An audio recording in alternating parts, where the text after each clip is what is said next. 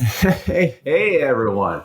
My God, Neil Diamond does our theme music. Holy crow. Who would have thought? Neil Diamond. Oh, my God. So anyways, welcome back to another exciting episode of, what's this called? Let Me In, right? That's what we decided Invite on? me. Awesome. Yes. Invite me in. Let Me In is a movie. Oh. Or Let the Right One In is a movie. Yeah. Not the left one, not the right one. Invite me in. Invite me in. So brand new. I was still blown away from Neil Diamond doing the theme song. Like, oh my gosh. So, episode, what are we? Four. Here is a premise of Invite Me In. We've got two super fans. Jess, say hello. Hello. Xander, say hi. Hi. And a dude who's seen it the first time ever. Travis, say hi. Hello.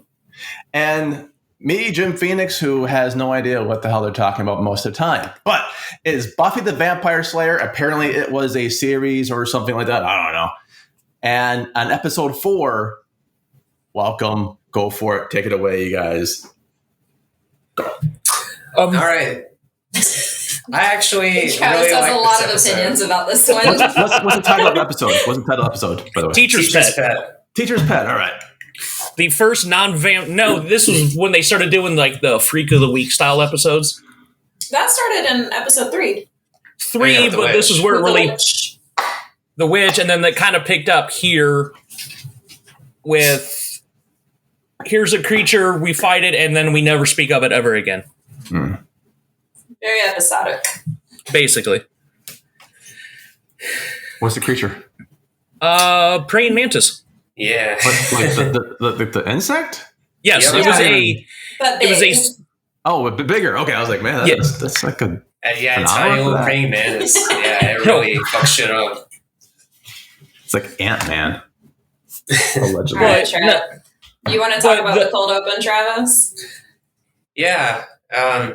So I called it from the very beginning that this was a Xander fantasy because right off the bat, everything is going well for him. And I don't think that is really how this shit goes down.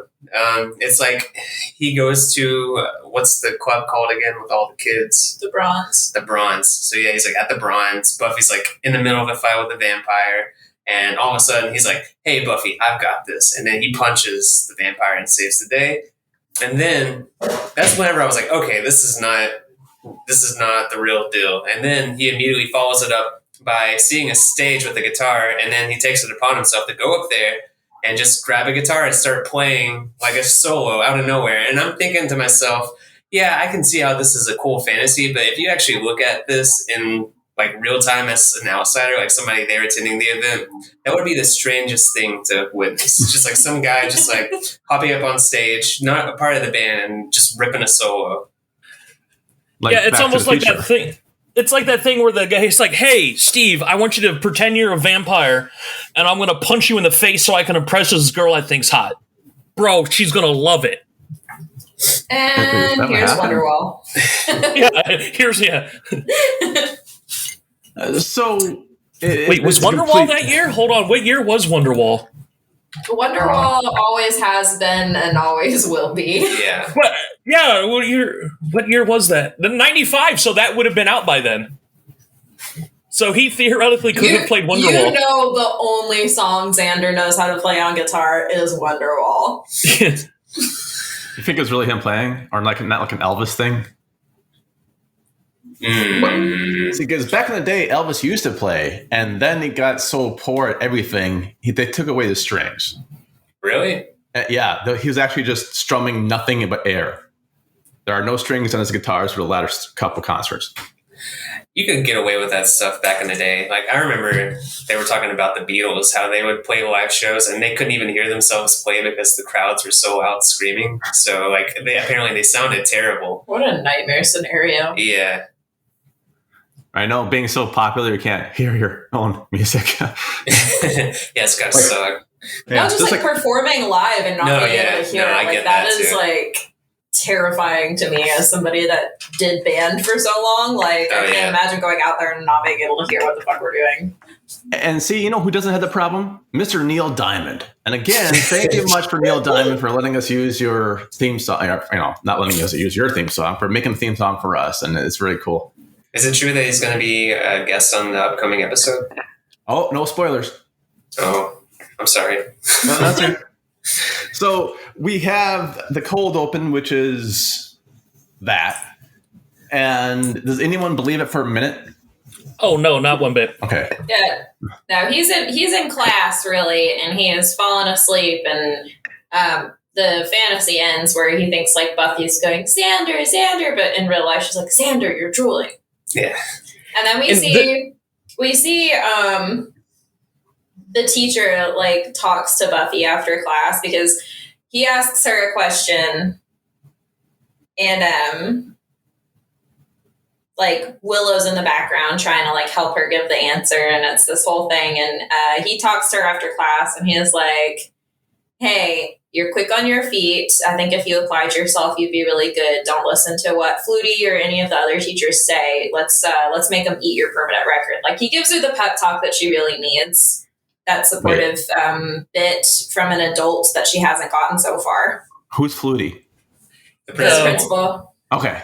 Not that I haven't paid attention in the last couple of weeks that we podcasted this. And then the teacher was actually the same teacher from the biology scene from the previous episode. So he actually is a recurring character. Oh, good continuity. Until he dies here. Yeah, he immediately dies because Buffy can't have any kind of a support system. Yeah. But he gets eaten by a gigantic bug. And then cue the awesome theme song. All you see is like a claw. So you see he's staying after hours at school, working on something in the lab, and then you see somebody walk in from the door in the background. You know he's a scientist because he's looking at a microscope. Exactly. That's the only way you know. Plus he's got the lab coat. And all of a sudden, like a claw comes up or something and grabs him, and then he gets dragged away, and then cue music. That's it. And I didn't skip it this time, by the way, after the shit that she gave me. Last time I didn't skip. That's up there as one of the TV theme songs you can't skip. I learned that lesson the hard way. What'd we learn?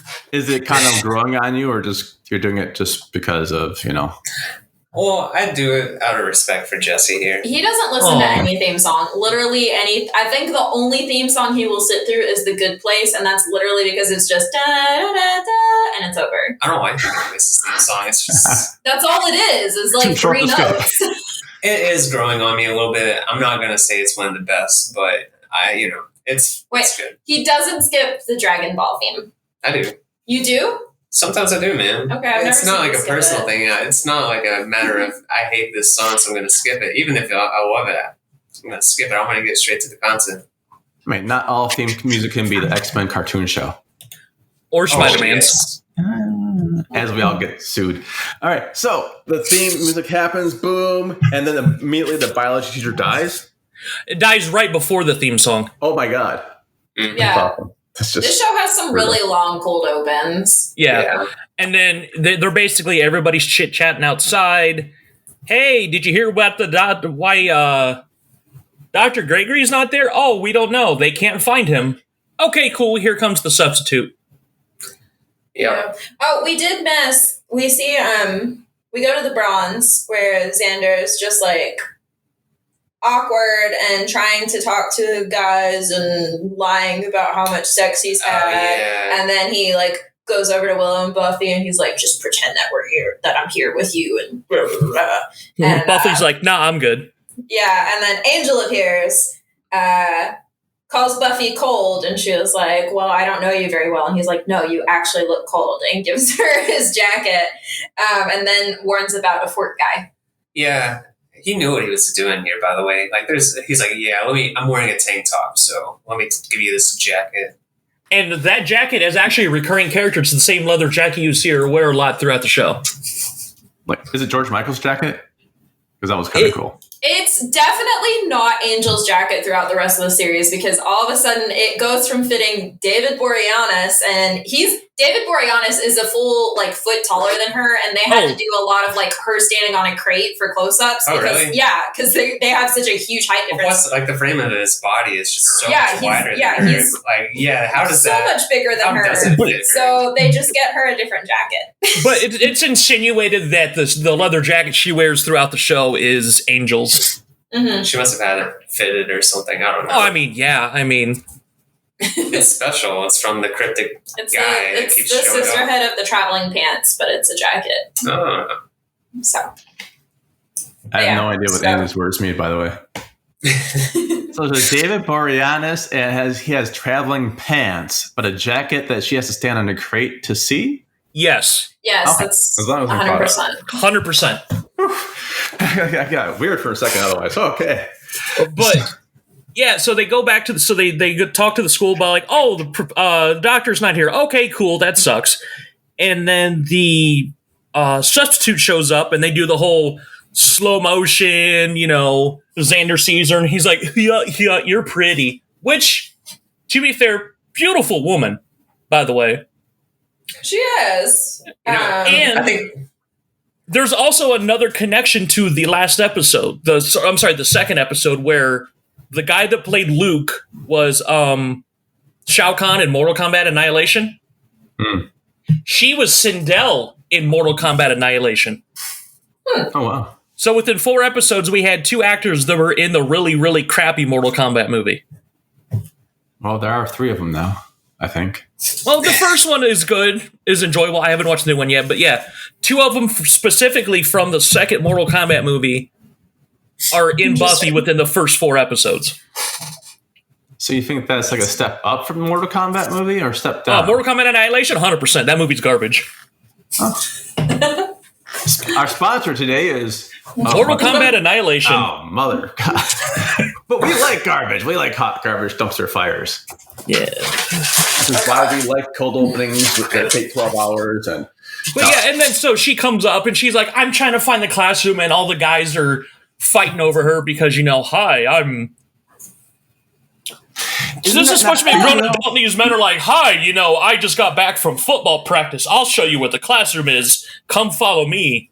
And that's the teacher, right? Yeah, she's the substitute teacher. She's the new biology teacher.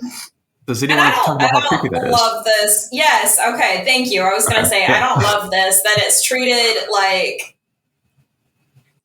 Travis, you gave Giles so much shit about being at the Bronze, talking about how creepy it was, but you didn't say anything about her flirting with students openly. Oh no, I definitely have an issue with that. Okay. Yeah, I'm not saying. I was thinking the entire time. I think it's really fucking weird that she's. I mean, obviously later in the episode, she's inviting these people, these students, to her home. She's inviting them in. Yes.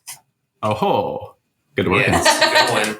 But yeah, no, I do have issue with it. I mean, right here at the beginning, though, I don't think she's necessarily flirting. It's guys are like, yeah, I'm trying to have sex with the teacher. And, it starts off innocent enough. You can't really blame her here. She's just asking where her... No, she's definitely, she's there on a mission. She is now. She's trying to get her eggs fertilized. Well, yeah, in hindsight.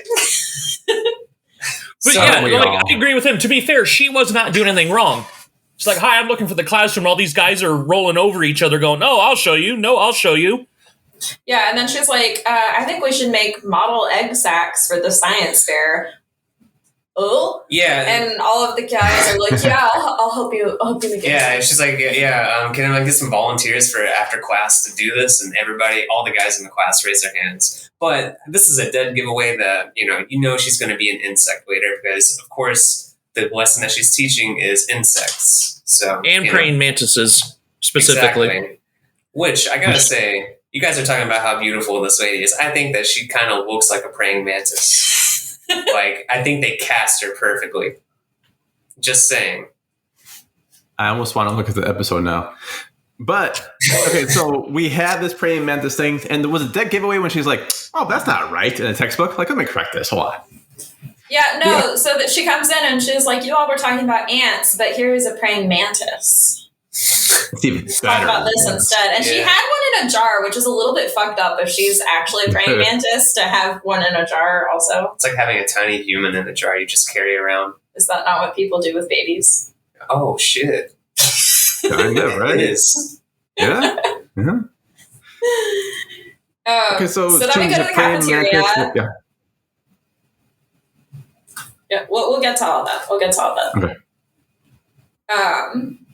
We go to the cafeteria, and Cordelia actually goes into the kitchen area. She says she's got this whole prescription diet, so she's got to have her stuff back there in the fridge. Which I just love Cordelia, and I love any chance to talk about her. But when she opens the fridge, she finds Dr. Gregory's headless body. Yeah, which I didn't really. Whenever we first were watching this, I didn't realize what happened, and I was like, "Why are they gasping at his lab coat?" Because I didn't realize that was his body. Yeah, you were like, "It's just a jacket." Yeah. It's a nice jacket, though. Yeah. It's from David Borealis, or what's his name? Borneo. Yeah, Boreanaz. Boreanaz. Thank you.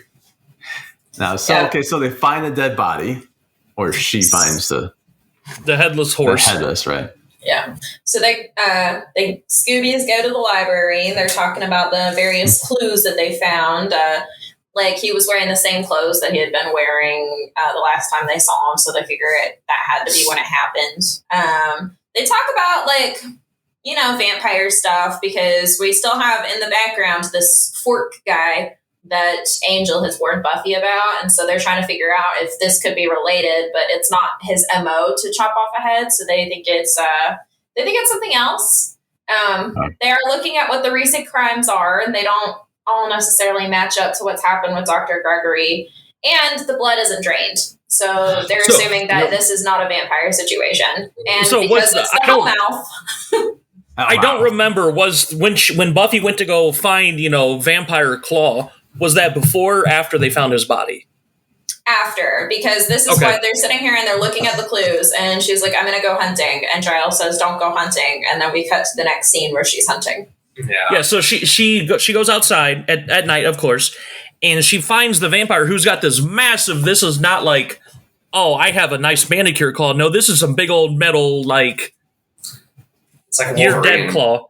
Yeah, so she goes to fight him, and they having a fight, and he escapes and runs into the substitute teacher, Miss French.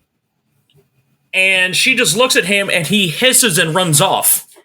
And Buffy sees this and finds that kind of weird that instead of attacking some random innocent, in quotation marks, woman, she just gives him the look. He gets scared and runs off. And this was not a small vampire. This might have been bigger than Luke. This was a large man. Yeah. They were, whenever Angel was hinting at him earlier, whenever they were at the Bronze, I was kind of hoping that it was a situation of them hinting at another creature later on in the series. I think it would be cool to lay the groundwork for certain monsters that are out there, and then have them touch on that later on in the series. But I was a little bit disappointed to see that this guy kind of played such a minor. I mean, he plays a role in the episode, but he doesn't really do anything. He attacks Buffy, or Buffy attacks him this one time, and then they use him as a way later to track her. But you're gonna get so frustrated by this series. He was the Deus Ex Machina of the episode. Yeah. Yeah. So she tells Giles about it the next day, and he's mad that she went hunting, but he's also intrigued about what this could mean. And Buffy goes into the hall, and I love to talk about this. I love to talk about Cordelia. So Principal Flutie grabs Buffy and is like, you have to go to counseling because you saw the dead body. And she's like, no, I have a biology test. And he's like, no test, go to counseling. And so she's sitting out in the hallway, and the counselor is just full on talking to Cordelia with the door wide open, which is not how that works. And Cordelia's just going on. She's like, it was awful. I haven't been able to eat since. I've lost 7.5 ounces. And, so it did help with my weight loss. Not that I'm saying we should kill somebody to help me lose weight. I'm just saying. She's at the right high school then, because that's a weekly occurrence here. She's going to be so skinny by graduation. Yeah. Yeah. Oh, also, I made a note because when Flutie was taking Buffy to counseling, he's like, you have to talk about this stuff because if you bottle it up, it can lead to a lot of problems and needing some powerful prescription laxatives. So, wait, who said that? Yeah. Okay. I like Flutie. I thought he was a funny principal. He was. I'm excited for the next one that's going to be coming up. but Don't ruin it. I like Flutie too. But he was just because it was supposed to be a very serious drama episode, and he was basically the comic relief whenever there were school scenes. Yeah. With the obvious fake hairpiece, and he's like, well, gee willikers, what do you think you're doing, young lady? Education's important. Go talk to counselors. And she's like, okay.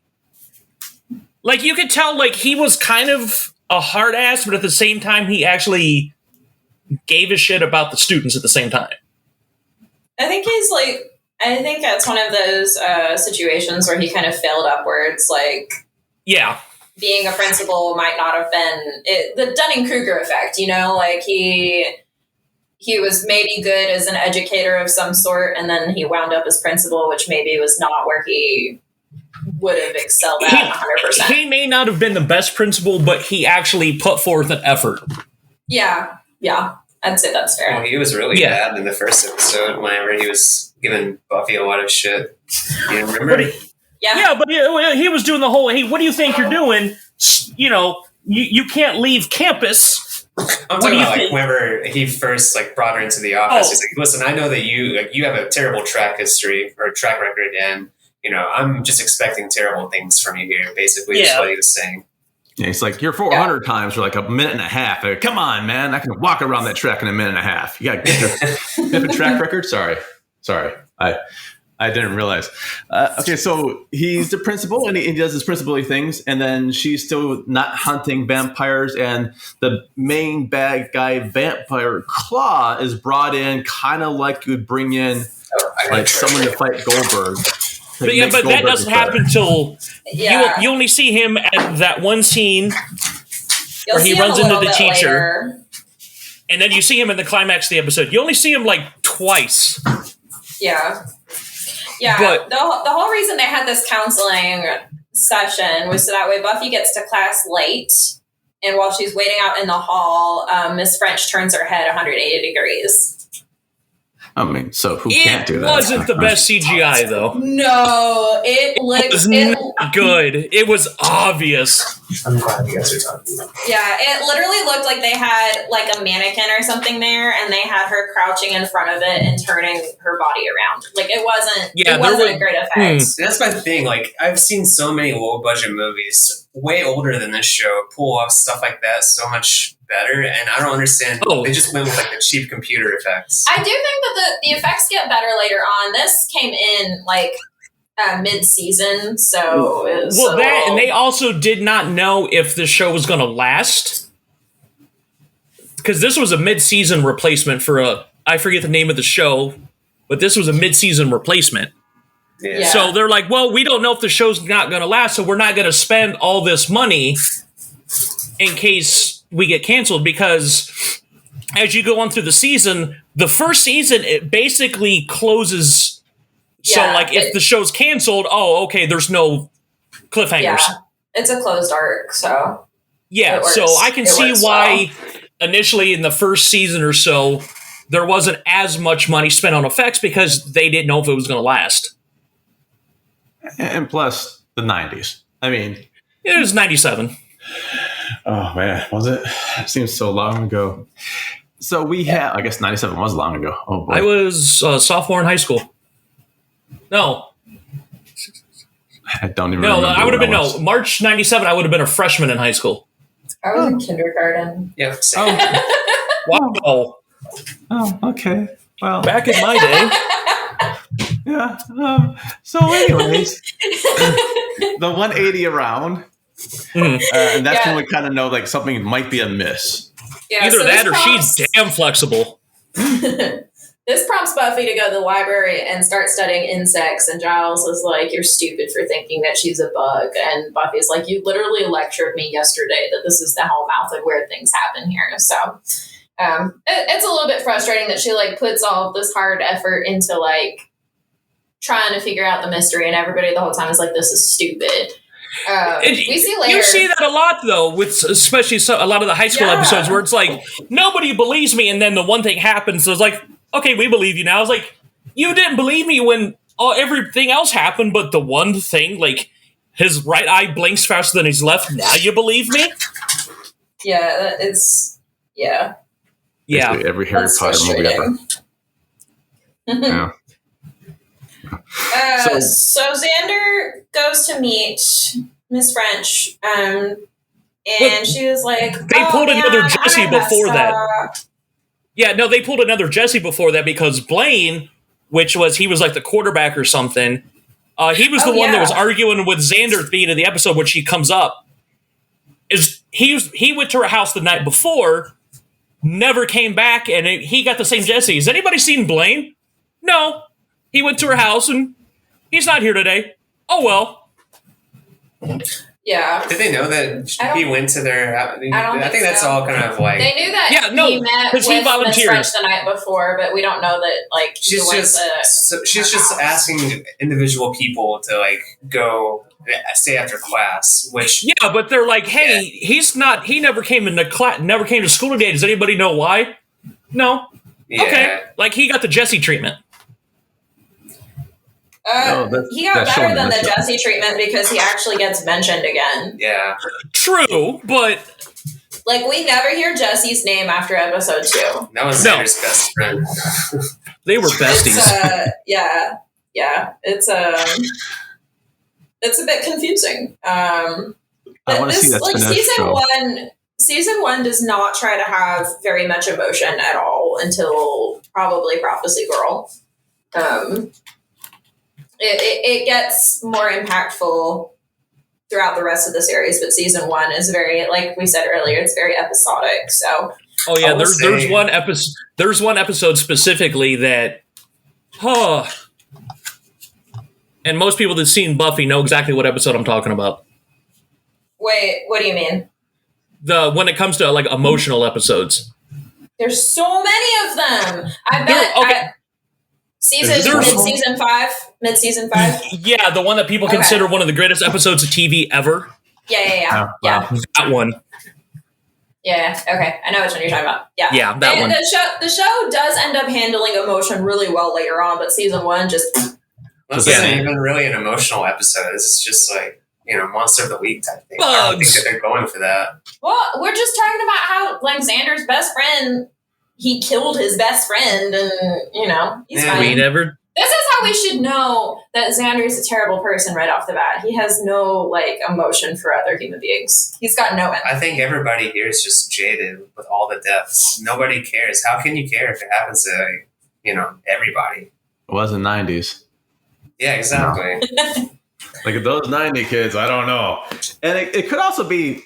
This is my theory. Xander's best friend, imaginary. Yeah, entire thing. He's doing one big dream sequence with his best friend.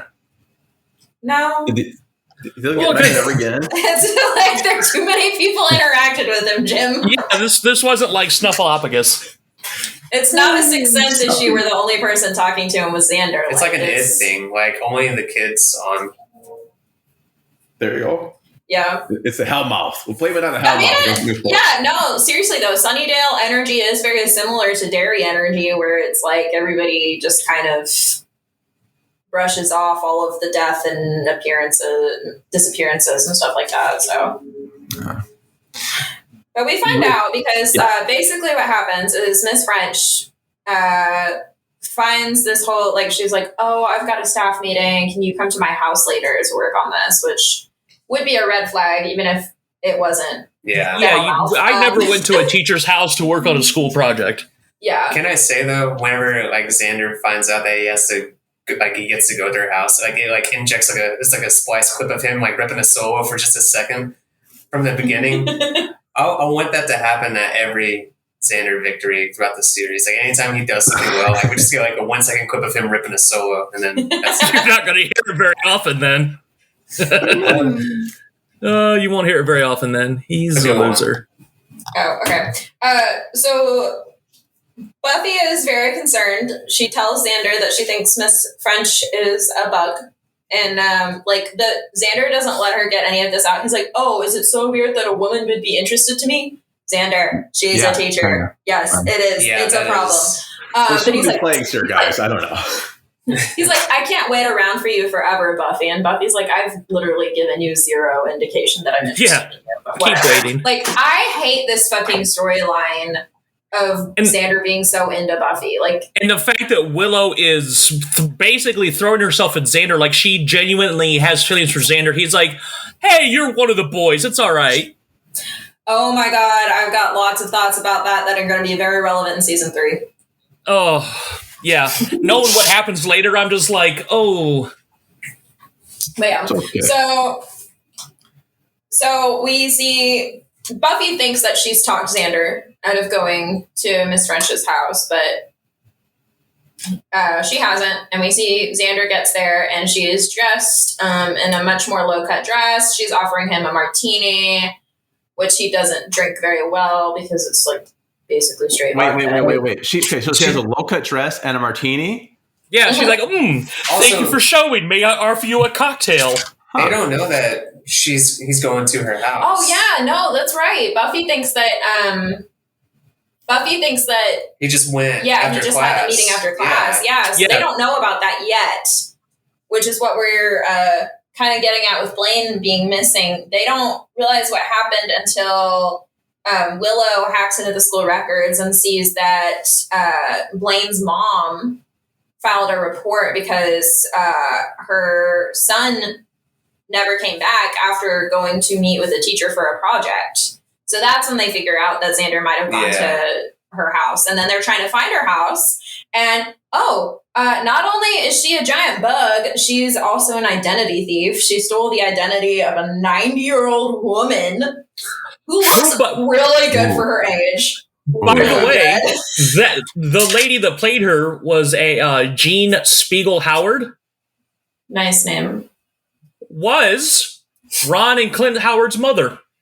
Oh, what? What? Yes. Who was, she was supposed to be in her 90s, but according to Wikipedia, she would have been 70. That makes that explains why she looked really good for 90. Yeah. But no, that was Ron Howard and Clint Howard's mother, who basically didn't actually start acting until the 80s.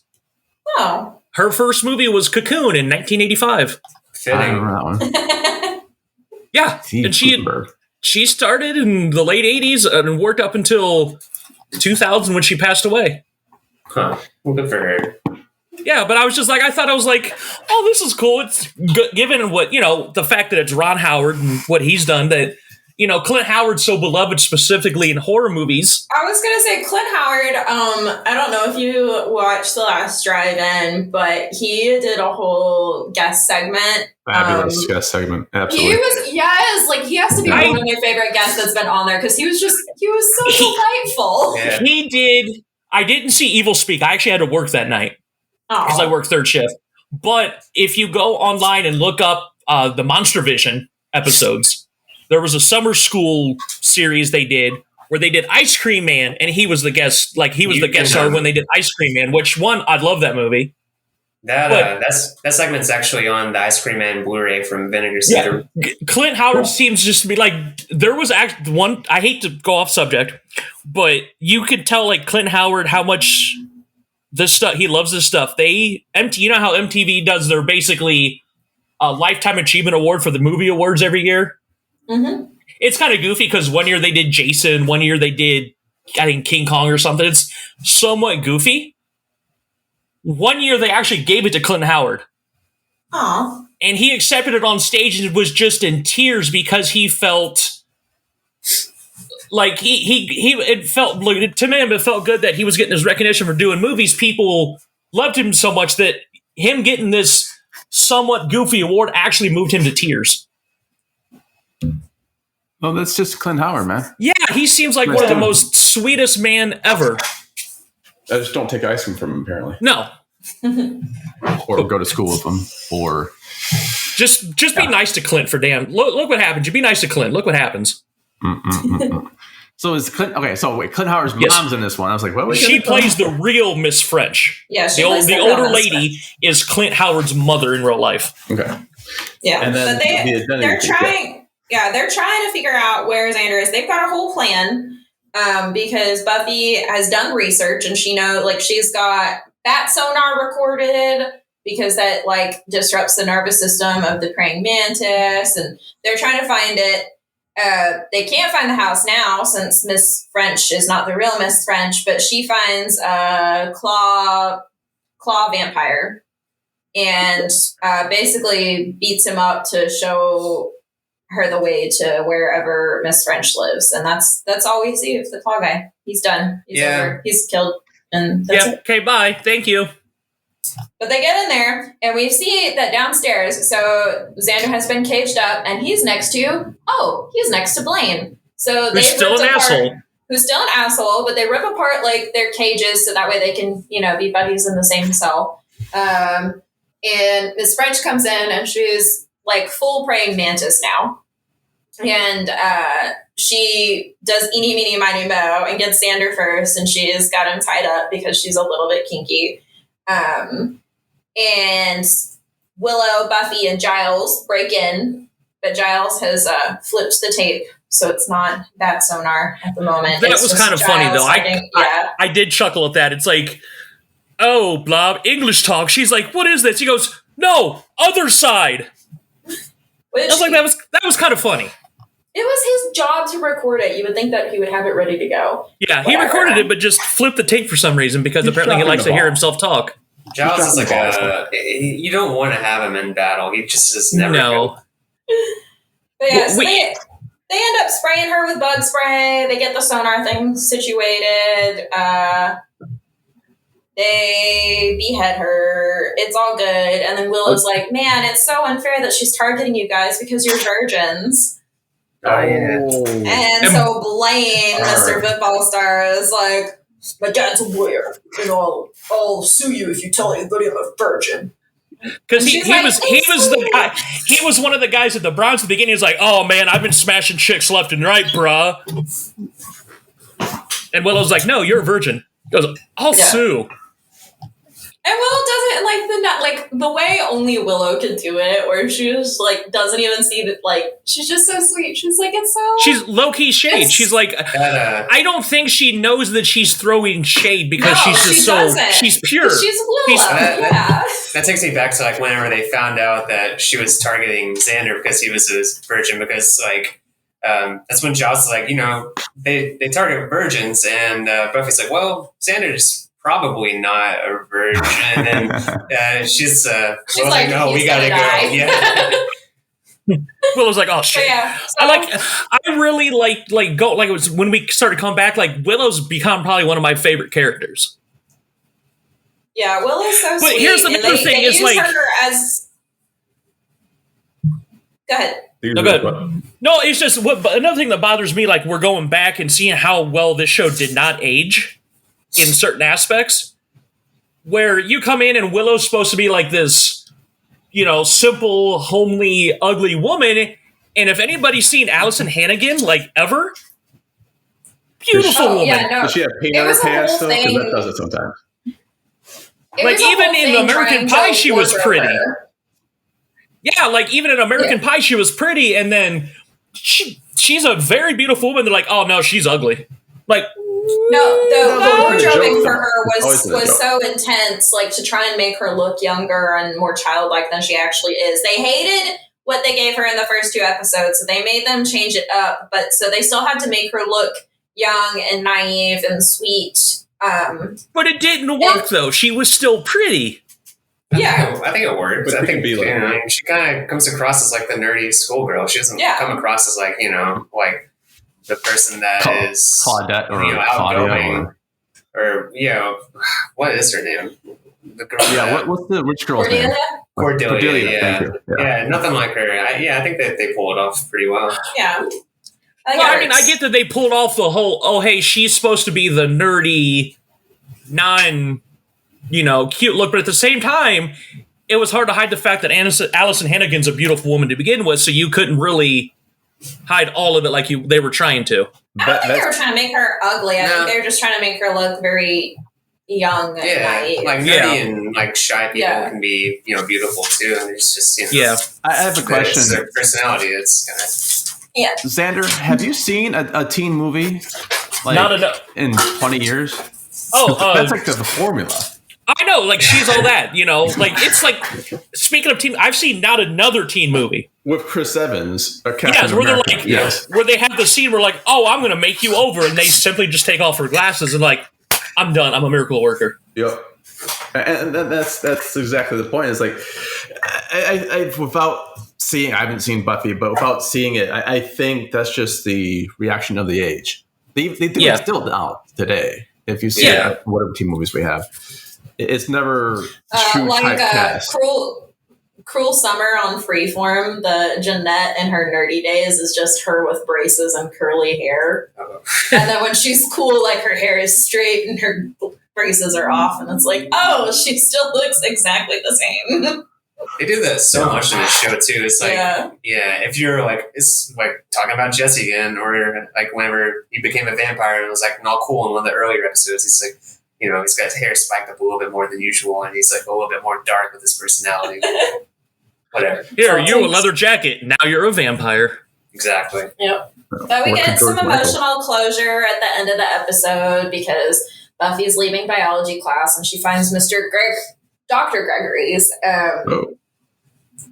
glasses on the ground, and she puts them in the back of his lab coat that for some reason has made its way back into the classroom. Yeah, and into the closet where there are like eggs. Yeah, there are more eggs. Yeah, they just leave it. There's more eggs, and that's it. We never talk about... That doesn't come into play later? No. We never see them again. Cool, so... They bug out. Is that normal for the series, just to tease something and just kind of like forget they did it at all? Oh, yeah. Okay, so... Yeah, with Monster of the Week, it's normal enough. Yeah, I was watching this, and I saw a lot of similarities to Smallville did that a lot, too, with when they had their high school years, and they were doing the Freak of the Weeks, and they're like, oh, hey, here's this kryptonite-enhanced creature we defeat and never see them again. Yeah, every season has, like, an overall big bad, and so you'll see that throughout, but there's a lot of episodes where you have, like, a Monster of the Week, which I think helps pacing a lot, because if you spent, on the rest of the seasons besides the first one are 20-something episodes, if you spent that many just trying to track down the big bad, that gets real stale. So they go in. Call that filler. But it works for what this premise is. Yeah, like we've already established that the master or the leader. Damn it. The master. Thank you. I don't know why I keep wanting to say leader. The master. We've already established that the master is the big bad evil guy for season 1.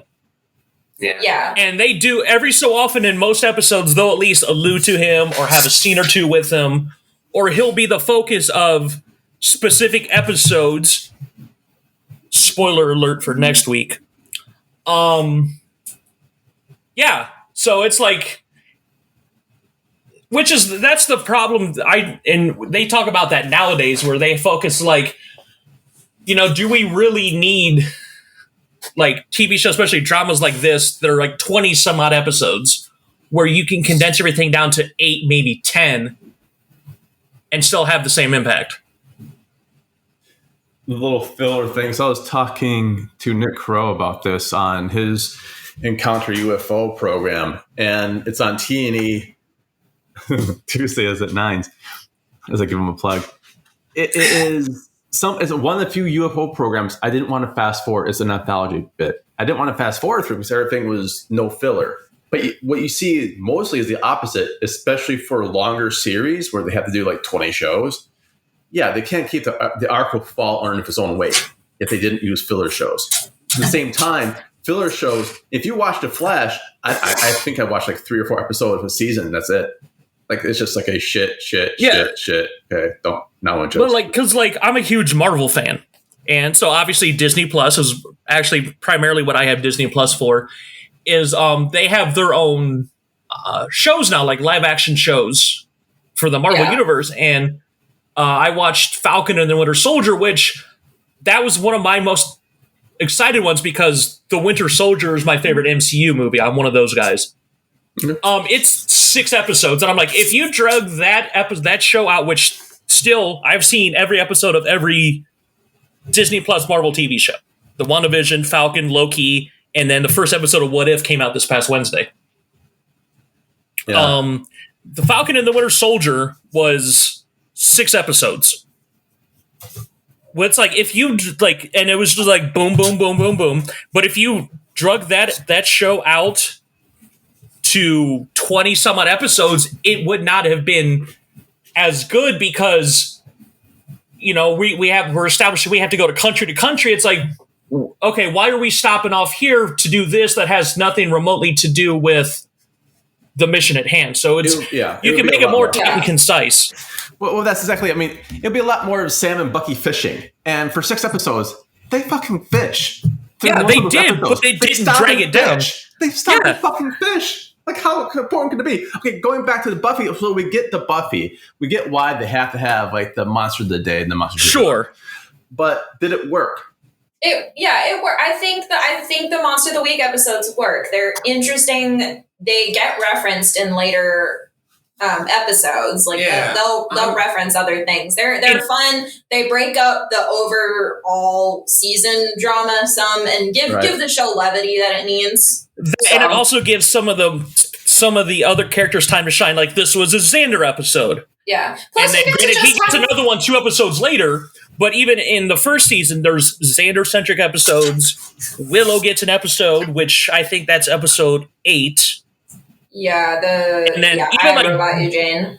Yeah, Giles. You know, for the most part, most of the main Scooby Gang, which eventually does involve Cordelia.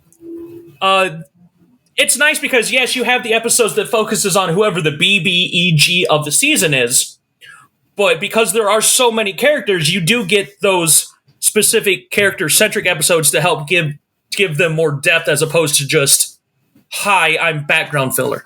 Plus, you get to have fun with the whole premise of the Hellmouth and all of the supernatural stuff. Yeah, you have a reason why there's...